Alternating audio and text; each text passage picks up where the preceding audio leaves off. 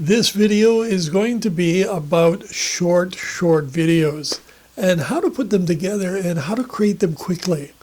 One of the things that you and I probably have run into many times is the necessity of elaborating on an idea, a simple one for us, but rather complex to our students.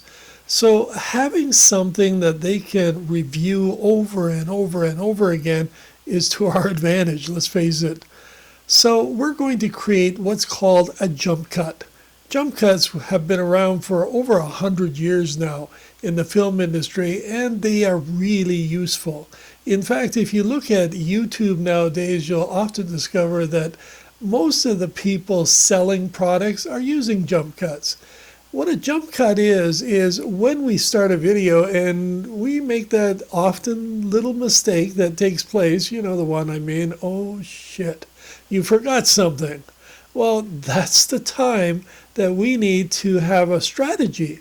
Otherwise, we have to recreate it over and over again. And the next thing you know, we probably spent 6 or 7 hours working on a 5-minute video.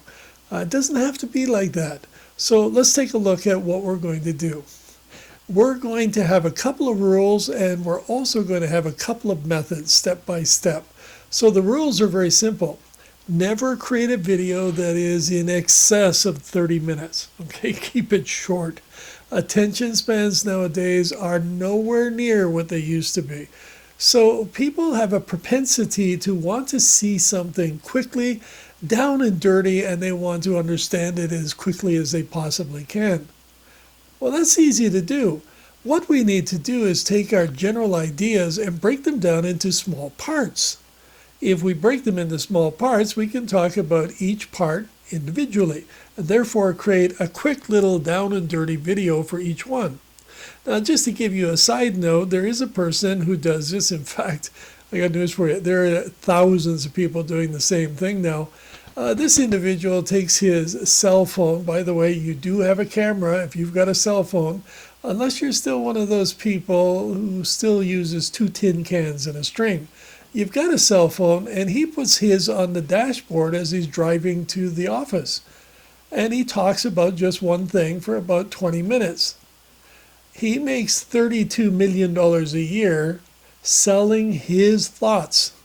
Now think of that very carefully. These are quick, down, dirty videos. He doesn't care what comes out of his mouth, and he doesn't care if somebody beeps their horn.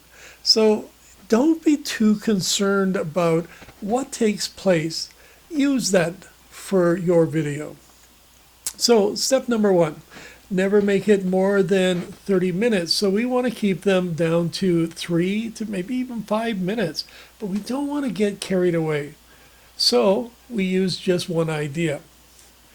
However, every time you do run into those situations where you forget your train of thought, or you've got a distraction of some kind, and let's face it, there are many distractions, then what I want you to do is keep staring at that camera for a moment and snap your fingers.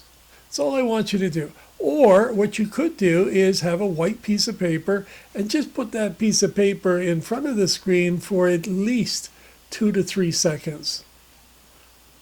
The reason for this is that sound of you snapping or that piece of paper. When you're putting your video together and you're cutting out the parts that maybe didn't go very well, they can be discovered really fast. Okay, we can actually look for high-pitched sounds, or we can look for aberrations such as a piece of paper being held in front. It's quick and easy to find. So we can chop those out. So when you're ready and you've had a few seconds to relax, don't shut off your camera. Just keep looking at it from time to time and then look back at it. Give yourself about 2 seconds and then begin talking again. But don't go over the same material. Start where you left off. That's the idea behind it. Now, you might think to yourself, wait a minute now, I was kind of talking and I was over here and now I'm over here. You don't have to worry about that. If you're concerned about not being in the same position, just change your view and start talking again. as if you have two cameras and you are talking into the other camera. Or you have an audience that you're talking to and they're in a particular direction. Then you can, once again, snap your fingers, turn around, look at your camera again, and start talking. A jump cut allows you to cut out the bits and pieces that you don't necessarily use. And this makes it much faster than having to recreate the video over and over and over again. That's not only redundant, it's so time consuming. So it's so easy if you just simply have a simple strategy, and your strategy is to use a jump cut. Now, you can also, while you're doing your production, in other words, you're actually putting in your PowerPoints and things of that nature into whatever software you use, and there are so many different kinds. I'm going to leave a list of some of the free ones that are out there, and you can actually use those. Even your cell phone has really good movie making software that you can use quickly and easily. And you can throw in PowerPoints where you want, like a slide here. You can actually just put in a little bit of extra information. You can type over it.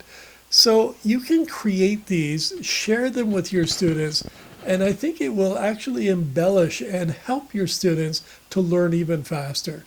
And of course, it'll also release a lot of stress from you, having to reiterate over and over the same response, the same answer to the same students. So I hope this idea of the jump cut actually helps. The only thing you have to get over is your fear of being seen in a camera. Just look at the camera, think of it as one of your students, well, probably one you like, and smile. That's all there is to it.